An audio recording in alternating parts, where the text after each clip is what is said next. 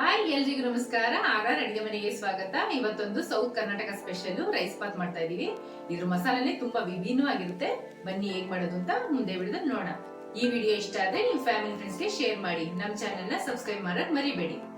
Wow, super ಆಗಿ ready ಆಗ್ಬಿಟ್ಟಿದೆ. ಒಂದ್ಸಲ ಮಿಕ್ಸ್ ಮಾಡ್ಕೊಂತೀರಾ? ಬೇಡ ರೀ, ಬದನೆಕಾಲ ಒದ್ದು ಹೊಡೆದೋಗುತ್ತೆ, ಮಾಡಬಾರ್ದು. ಪದೇ ಪದೇ ನೋಡಿ, ಚೆನ್ನಾಗಿ ಬಂದಿದೆ. ಇವಾಗ ಸ್ಟವ್ ಆಫ್ ಮಾಡ್ಕೊಳ್ಳೋಣ.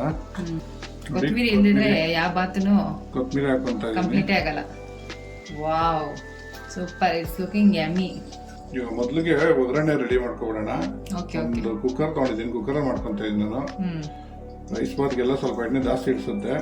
ಒಂದು 20 ಇಂದ 30 ಗ್ರಾಮ್ ಅಷ್ಟು ಎಣ್ಣೆ ಹಾಕೊಂಡಿದ್ದೀನಿ. ಇನ್ನೊಂದು ಸ್ವಲ್ಪ ಹಾಕಿ ಇಡ್ಸುತ್ತೆ. ನೀವು ಹೇಳಿದ್ಮೇಲೆ ಆಯ್ತು. ಎಣ್ಣೆ ಕಾದಿದೆ.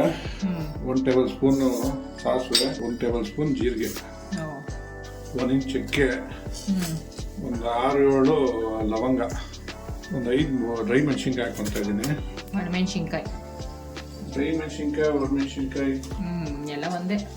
ಆವಡಿಗೆ ಮನೆಯವ್ರೆ, ಕನ್ನಡದಲ್ಲಿ ಒಣಮೆಣಸಿನ್ಕಾಯಿ, ಇಂಗ್ಲಿಷಲ್ಲಿ ಡ್ರೈ ಮೆಣಸಿನ್ಕಾಯಿ. ಅದೆಲ್ಲ ಸರಿ ರೀ. ಕರಿಬೇವು ಫುಲ್ ನೀರ್ ಹಾಕಿ ಕುಡಿದ್ರು. ಈ ತೊಂದ್ರೆ ಇಲ್ಲ, ಹಾಕಿ ಚಿಟ ಚಿಟ ಅನ್ಬೇಕು. ಚಿಟ ಅಲ್ಲ, ಪಟ ಪಟ ಅಂತಿರೋದು. ಒಂದು ಇಡಿಯಷ್ಟು ಕರಿಬೇವು ಹಾಕೊಂತ ಇದೀನಿ.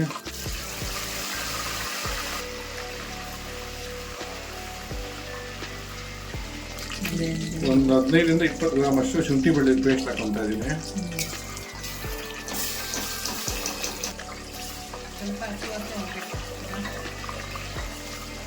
ನೋಡಿ, ಶುಂಠಿ ಬೆಳ್ಳುಳ್ಳಿ ಪೇಸ್ಟ್ ಸ್ವಲ್ಪ ಫ್ರೈ ಆಗ್ತದಂಗೆ ಒಂದು 2 ಈರುಳ್ಳಿ ಕಟ್ ಮಾಡಿ ಇಟ್ಕೊಂಡಿದ್ದೀನಿ, ಅದನ್ನ ಹಾಕೊಂತ ಇದ್ದೀನಿ. ಅಂಗಡಿದು ಶುಂಠಿ ಬೆಳ್ಳುಳ್ಳಿ ಪೇಸ್ಟ್ ಹಾಕಿರೋದು ಅದು ಒಂಥರ ಇರೋದು. ಮನೇಲಿ ಮಾಡಿದ್ರೆ ಫ್ರೆಶ್ ಆಗಿ ಚೆನ್ನಾಗಿರುತ್ತೆ. ಈ ಅಂಗಡಿದೆಲ್ಲ ಇವತ್ತೇ ಫಸ್ಟ್ ಅಂಗಡಿದು ಹಾಕೊಂಡು ನೋಡ್ತಾ ಇರೋದು. ಟ್ರೈ ಮಾಡೋಣ ಅಂತ ಅಂದ್ಬಿಟ್ಟು ತರಿಸಿದ್ವಿ. ನಲ್ಲೇ ಒಂಥರ ಡಿಫ್ರೆಂಟ್ ಆಗಿದೆ. ಹೌದು, ಮನೇಲೆ ಫ್ರೆಶ್ ಆಗಿರೋದು. ಇವಾಗ ಇದಕ್ಕೇನು ರುಬ್ಬೋದು ಏನು ಇಲ್ಲ. ಏನಿಲ್ಲ ರೀ, ರುಬ್ಬ ಕಥೆನೇ ಇಲ್ಲ. ಒಂದು 1/4 ಟೇಬಲ್ ಸ್ಪೂನ್ ಅಷ್ಟು ಹಾಕೊಂತ ಇದ್ದೀನಿ. ಒಂದು 15-20 ನಿಮಿಷ ಸಾಕಾ ಬಾತ್ ಮಾಡ್ಕೊಳಕ್ಕೆ? 5-20 ನಿಮಿಷ ಸಾಕು, ಹೋಗುತ್ತೆ. ಇವಾಗ ಇದಕ್ಕೊಂದು 2 ಟೇಬಲ್ ಸ್ಪೂನ್ ಅಷ್ಟು ಚಿಲ್ಲಿ ಪೌಡರ್ ಹಾಕೊಂತ ಇದ್ದೀನಿ. ಅಚ್ಚ ಖಾರದ ಪುಡಿ ಅಲ್ವಾ? ಖಾರ ನೋಡ್ಕೊಂಡು ಹಾಕೊಬಹುದು. ಖಾರ ಜಾಸ್ತಿ ಇದ್ರೆ ಒಂಚೂರು ಖಾರ ಜಾಸ್ತಿನ ಹಾಕೊಬಹುದು. ಹೌದು. 1 ಟೇಬಲ್ ಸ್ಪೂನ್ ಧನಿಯಾ ಪುಡಿ, 1.5 ಹಾಕೊಂತ ಇದ್ದೀನಿ ನಾನು. ಇವಾಗ ಇದೆಲ್ಲ ಫ್ರೈ ಮಾಡ್ಕೋಬೇಕು. ಹೌದು, ಸ್ವಲ್ಪ ಹಸಿ ವಾಸನೆ ಹೋಗ್ಬೇಕಲ್ವಾ ಖಾರದ ಪುಡಿ ಇದೆಲ್ಲ. ಇದಕ್ಕಿನ್ನ ಮಸಾಲೆ ಆ್ಯಡ್ ಆಗುತ್ತೆ. ಇಷ್ಟೇ ಅಲ್ಲ, ಇನ್ನ ಮಸಾಲೆ ಆ್ಯಡ್ ಆಗುತ್ತೆ. ಒಂದೊಂದೇ ಹಾಕೊಂಡು ಫ್ರೈ ಮಾಡ್ಕೊಂಡು ಮಾಡ್ಕೊಬೇಕು. ಅದೇ ಏನು ರುಬ್ಬದೇ ಇಲ್ಲ ಅಂತಂದ್ರೆ ಜಾಸ್ತಿ ಹೋಗುತ್ತೆ. ಬರೀ ಶುಂಠಿ ಬೆಳ್ಳುಳ್ಳಿ ಪೇಸ್ಟ್ ಒಂದು ರೆಡಿ ಮಾಡಿ ಇಟ್ಕೊಂಡ್ಬಿಟ್ರೆ ತುಂಬಾ ಬೇಗ ಆಗ್ಬಿಡುತ್ತೆ. ಈ ತರ ಚೆನ್ನಾಗಿ ಫ್ರೈ ಆಗ್ಬೇಕು. ಇವಾಗ ಬೆಳಿಗ್ಗೆ ಹೊತ್ತು ಲೇಡೀಸ್ಗೆ ಪಾಪ ಟೈಮೇ ಇರಲ್ಲ. ಮಕ್ಕಳು ಸ್ಕೂಲ್ ಕಳಿಸ್ಬೇಕಾಗತ್ತೆ, ಹಸ್ಬೆಂಡ್ ಆಫೀಸ್ಗೆ ಹೋಗ್ಬೇಕಾಗತ್ತೆ. ಸೊ ಈ ತರ ಈಸಿ ರೆಸಿಪಿಗಳು ನೀವೆಲ್ಲ ಹೇಳ್ಕೊಟ್ಬಿಟ್ರೆ ತುಂಬಾ ಈಸಿಯಾಗಿ ಮಾಡ್ಕೊಂತಾರೆ. ವರ್ಕಿಂಗ್ ವುಮೆನ್ ಇರ್ತಾರ್ರಿ. ಕರೆಕ್ಟ್. ಅವ್ರ ಪಾಪ ಇದ್ದಿದ್ದು ಪ್ರಾಬ್ಲಮ್. ವರ್ಕಿಂಗ್ ವುಮೆನ್ ಜಾಸ್ತಿ ಇವಾಗ ಮನೇಲಿ ಇರೋದು ಕಡಿಮೆ. ಒಂದು 3 ಟೊಮೊಟೊ ಕಟ್ ಮಾಡಿ ಇಟ್ಕೊಂಡಿದ್ದೀನಿ, ಅದನ್ನ ಹಾಕೊಂತ ಇದ್ದೀನಿ. ಇದು ಹುಳಿ ಟೊಮೊಟೊ ಅಲ್ಲ, ಇನ್ನೊಂದು ಫಾರಂ ಟೊಮೊಟೊ ಬರುತ್ತಲ್ಲ ಅದು. ಈ ನಾಟಿ ಟೊಮೊಟೊ ಅಲ್ಲ, ಫಾರಂ ಟೊಮೊಟೊ ಅಂತ ಹೇಳ್ರಿ. ಅದೇ ನಾಟಿ ಹುಳಿ ಟೊಮೊಟೊ. ಟೊಮೊಟೊ ಅಂದ್ರೆ ಫಾರಂ ಟೊಮೊಟೊ. ನಾಟಿ ಟೊಮೊಟೊ ಹುಳಿ ಜಾಸ್ತಿ ಇರುತ್ತೆ, ಫಾರಂ ಟೊಮೊಟೊ ಒಂಚೂರು ಹುಳಿ ಕಡಿಮೆ ಇರುತ್ತೆ, ಅಷ್ಟೇ ಡಿಫ್ರೆನ್ಸ್. ಬಟ್ ಫಾರಂ ಟೊಮೊಟೊ ಹುಳಿನೇ, ಅಂತ ಹುಳಿ ಏನಿರಲ್ಲ. ಇವಾಗ ರುಚಿಗೆ ತಕ್ಕಷ್ಟು ಉಪ್ಪು ಹಾಕೊಂತ ಇದೀವಿ. ನಾವು 1-2 ಸ್ಪೂನ್ ಹಾಕೊಂತ ಇದೀವಿ. ನೀವು ಎಷ್ಟು ಕ್ವಾಂಟಿಟಿ ತಗೋತೀರೋ ಅದ್ರ ಮೇಲೆ ಹಾಕೊಳ್ಳಿ. ರುಚಿಗೆ ತಕ್ಕಷ್ಟು ಉಪ್ಪು. ಚೆನ್ನಾಗಿ ಎಣ್ಣೆ ಬಿಡ್ಬೇಕಲ್ಲ ಈ ತರ. ಈ ಬಾತ್ಗಳೆಲ್ಲ ಈ ತರ ಎಣ್ಣೆ ಬಿಟ್ರೇನೆ ಟೇಸ್ಟ್ ಇನ್ನೂ ತುಂಬಾ ಚೆನ್ನಾಗಿರೋದು. ನೋಡಿ, ಈ ತರ ಮಸಾಲೆ ಎಲ್ಲ ಎಣ್ಣೆ ಬಿಡಬೇಕು, ಆ ತರ ಫ್ರೈ ಆಗಬೇಕು. ಆಗಿದೆ. ಬದನೆಕಾಯಿ ನೋಡಿ, ಈ ತರ ಬದನೆಕಾಯಿ ಕಟ್ ಮಾಡಿ ಇಟ್ಕೊಂಡಿದ್ದೀನಿ. ಗುಂಡು ಬದನೆಕಾಯಿ, ಅದನ್ನ ಹಾಕೊಂತ ಇದ್ದೀನಿ. ಒಂದು 300 ಗ್ರಾಮ್ ಇರ್ಬೇಕಿದ್ರು. ನಾನೊಂದು 4 ಪೀಸ್ ಮಾಡಿ ಇಟ್ಕೊಂಡಿದ್ದೀನಿ ಅಷ್ಟೇ. ಸ್ವಲ್ಪ ಬದನೆಕಾಯಿ ಬೇಯಬೇಕು ಅಲ್ವಾ? ಹೌದು, ಒಂದು 2 ನಿಮಿಷ ಬೇಯಿಸ್ಬಿಟ್ಬಿಡೋಣ ಇದನ್ನ. ಬೇಯಿಸ್ಕೊಂಡ್ಬಿಡೋಣ. ಬೇಯಷ್ಟೊತ್ತಿಗೆ ಕಾಫಿ ಕುಟ್ಕೊಂಡ್ಬಿಡೋಣ ನಾವು. ಹೊರಟೆ ಬಿಟ್ಟು ಕಾಫಿ ಕುಡಿಬೇಕಾ ನೀವು? ಮಧ್ಯಾಹ್ನ ಆಯ್ತು, ಊಟ ಟೈಮಲ್ಲಿ ಕಾಫಿ ಕುಡ್ಕೊಳ್ಳಿ, ಮಜಾ ಮಾಡ್ಕೊಳ್ಳಿ. 5 ಇಂದ 6 ನಿಮಿಷ ಆಗಿದೆ. ಇದು ಚೆನ್ನಾಗಿ ಬಾಡಿದೆ. ಬದನೆಕಾಯಿ ಚೆನ್ನಾಗಿ ಬಾಡಿದೆ, ಎಲ್ಲ ಮಸಾಲೆ ಎಲ್ಲ ಚೆನ್ನಾಗಿ ಎಣ್ಣೆ ಬಿಟ್ಟಿದೆ.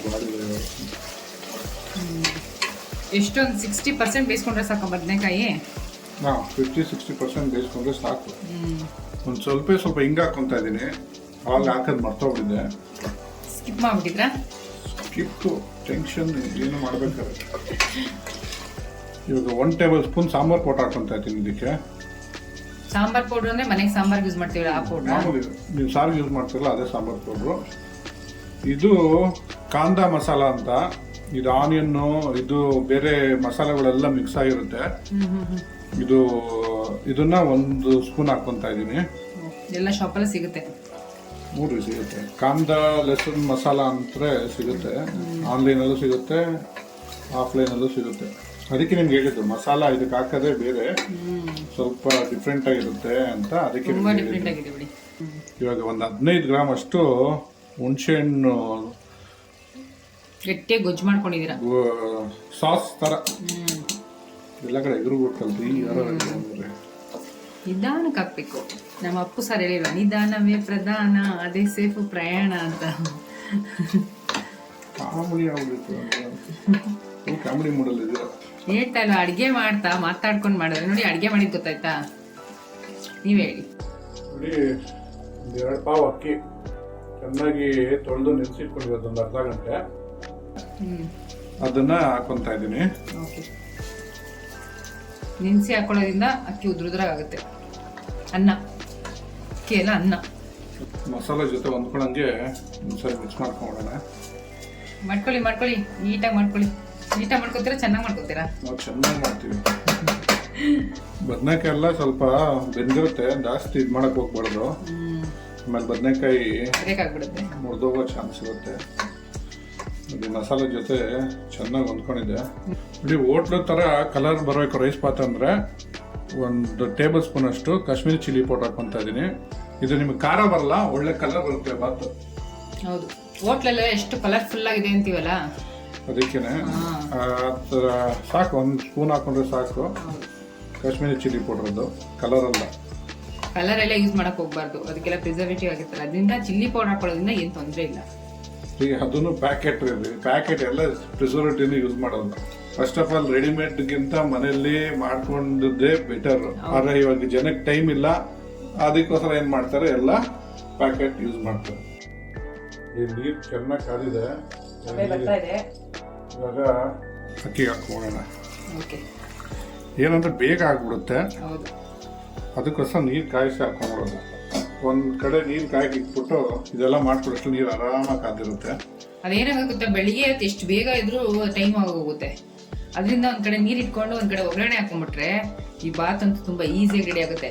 ಮತ್ತೆ ಇನ್ನೊಂದೇನಂದ್ರೆ ರುಬ್ಕೊಳ್ಳೋದಿಲ್ಲ, ಅದೇ ಮೇಯ್ನು ಅಡ್ವಾಂಟೇಜ್ ಇದು. ಇವಾಗ ಇದ್ರ ಸಹಾಯದಿಂದ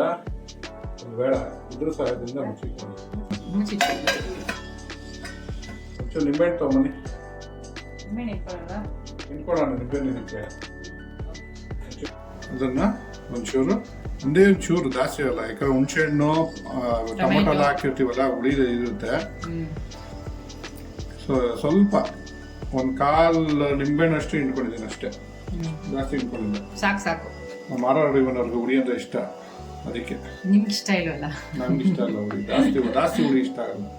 ನೀವು ಕುದಿ ಬರ್ತಾ ಇದೆ, ಚೆನ್ನಾಗಿ ಮಿಕ್ಸ್ ಮಾಡಿಬಿಟ್ಟು ಇದನ್ನ ಕುದಿ ಬರ್ತಾ ಇದೆ. ಇವಾಗ ಮುಚ್ಚಿಟ್ಬಿಡೋಣ ಬೇಯಕ್ಕೆ. ಮೀಡಿಯಂ ಫ್ಲೇಮಲ್ಲೇ ಬೇಯಿಸ್ಕೋಬೇಕು, ಇಲ್ಲಾಂದ್ರೆ ತಳ ಅಂಟ್ಬಿಡುತ್ತೆ. ಹೌದು, ಒಂದು 10ರಿಂದ 15 ನಿಮಿಷ ಒಂದ್ಸರಿ ಸೆಂಟ್ರಲ್ ಚೆಕ್ ಮಾಡ್ಕೊಂತ ಇರಬೇಕು. ಬೆಂದಿದ್ರೆ ಆಫ್ ಮಾಡ್ಕೊಬಿಡೋಣ. ಇವಾಗ ಮುಚ್ಚಿಟ್ಬಿಡೋಣ, ಇದನ್ನ ಬೇಗ ಬಿಟ್ಬಿಡೋಣ. 10ರಿಂದ 12 ನಿಮಿಷ ಆಗಿದೆ. ಇವಾಗ ಹೆಂಗಾಗಿದೆ ಅಂತ ನೋಡೋಣ. ಬನ್ನಿ. ವಾವ್, ಸೂಪರ್ ಆಗಿ ರೆಡಿ ಆಗ್ಬಿಟ್ಟಿದೆ. ಒಂದ್ಸರಿ ಮಿಕ್ಸ್ ಮಾಡ್ಕೊಂತೀರಾ? ಬೇಡ ರೀ, ಬದನೆಕಾಯಿ ಒಡೆದೋಗುತ್ತೆ, ಮಾಡಬಾರ್ದು. ಪದೇ ಪದೇ ನೋಡಿ ಚೆನ್ನಾಗಿ ಬೆಂದಿದೆ. ಇವಾಗ ಸ್ಟವ್ ಆಫ್ ಮಾಡ್ಕೊಳ್ಳೋಣ. ಇದು ಮಾಡಿದ ತಕ್ಷಣ ಬಡ್ಸಕ್ ಹೋಗ್ಬಾರ್ದು. ಒಂದು 5 ನಿಮಿಷ ಆಫ್ ಮಾಡ್ಲಾ ಸ್ಟವ್? 5 ನಿಮಿಷ ಇದನ್ನ ಸ್ವಲ್ಪ ದಮ್ ಕಟ್ಟಿ ಹಿಂಗೆ ಬಿಡಬೇಕು. ಅದಕ್ಕಿಂತ ಮುಂಚೆ ಲಾಸ್ಟ್ ಒಂದು ಮರ್ತ್ಬಿಟ್ರಿ, ಅದಕ್ಕಿಂತ ಮುಂಚೆ ಕೊತ್ತಂಬರಿ ಇಲ್ದಿದ್ರೆ ಯಾವ ಬಾತನು ಕೊತ್ತಂಬರಿ ಹಾಕೊಂತ ಕಂಪ್ಲೀಟ್ ಆಗಲ್ಲ. Wow, super, it's looking yummy. ಇವಾಗ ಇದನ್ನು ಒಂದು 5 ನಿಮಿಷ ಬಿಡೋಣ. ಬದನೆಕಾಯಿ ಮಾಡಿರೋ ರೈಸ್ ಬಾತ್ ರೆಡಿ ಆಗಿದೆ. ಟ್ರೈ ಮಾಡಿಬಿಟ್ಟು ಹೇಗಿತ್ತು ಅಂತ ಕಮೆಂಟ್ ಬಾಕ್ಸ್ ಅಲ್ಲಿ ತಿಳಿಸಿ. Thanks for watching our video.